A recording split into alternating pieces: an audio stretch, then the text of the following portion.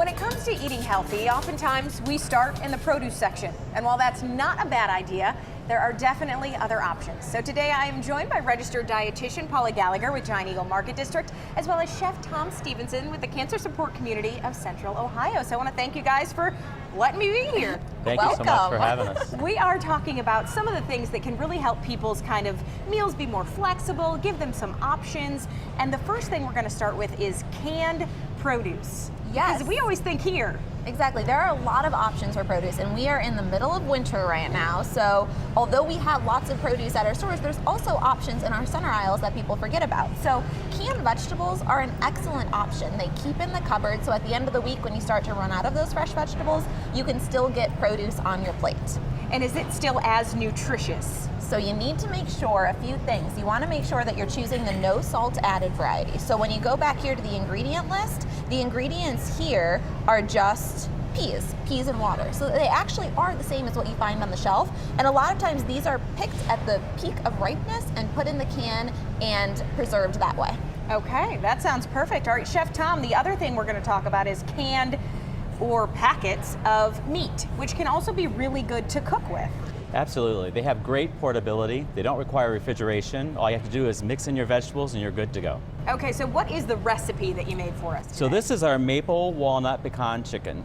And so we use some maple syrup and we top it off with little walnuts across the top, and we mix a little breadcrumbs in there. It's just a nice warm dish to have during a winter day. And I love that you used, what, canned chicken? We did canned chicken in here. One of the things to remember about canned chicken is that you have to be a little careful with it, so you have to add it late in the recipe. Okay, so make sure that it's kind of cooked before you add the already cooked piece of it, I Well, guess, the one right? we actually selected is already cooked in the can. Hey, that works perfectly. And Paula, tuna I know is another thing, because that's something that you can bring in your lunch very easily. Exactly. So there's all different types of canned seafood. I really love the tuna packets because we can take one of these, throw it on top of the salad, and we can get our veggies in and we can get a protein in. A lot of times when people make salads for lunches and for dinners, they lack that protein source. So packets of tuna or even canned tuna is an excellent way to get a protein in, but it's also very portable, very versatile. And the other thing is you want to make sure 5 food groups, and it looks like you made sure to get those in when it comes to even just a simple salad. Right, throw a dinner roll with it and a piece of fruit and you can get all your food groups.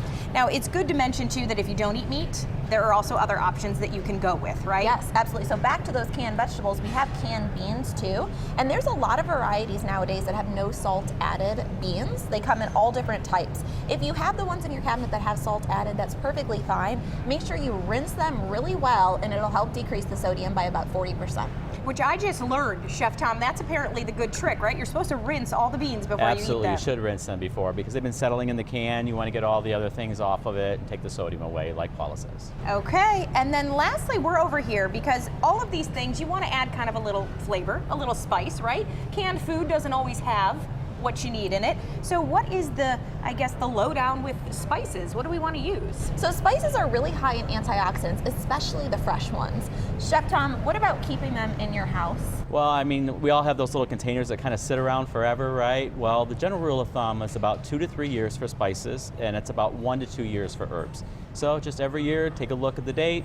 When it's past that date, just toss them out. That's a really, really good reminder because I think I do have some of that oregano in the back shelf that's been there about 6 years. So Absolutely. You're saying that's probably not the best option? Probably not the best option. Giant Eagle would be a good trip for you. Perfect. That is a great way to put it. And the other thing is, and you mentioned some of the things, they have a lot of antioxidants. Ground ginger. I mean, you want to kind of look for things that you know are from an actual good source. Exactly, and really playing around with different spices, so ginger or the Chinese 5 spice, they really give food a very different flavor. So playing around with that and making those maybe bland or boring meals that you typically have, spicing it up a little bit with some different herbs and spices. All right, Paula, Chef Tom, I want to thank you as always for bringing me all this good stuff today. Thank you so much. Well, as always, you can check out our Cooking for Wellness recipes page for more ideas. It's nbc4i.com/daytime. And be sure to visit Chef Stevenson. He's at the Kingsdale Giant Eagle Market District for his monthly cooking demo tomorrow night at 6 p.m.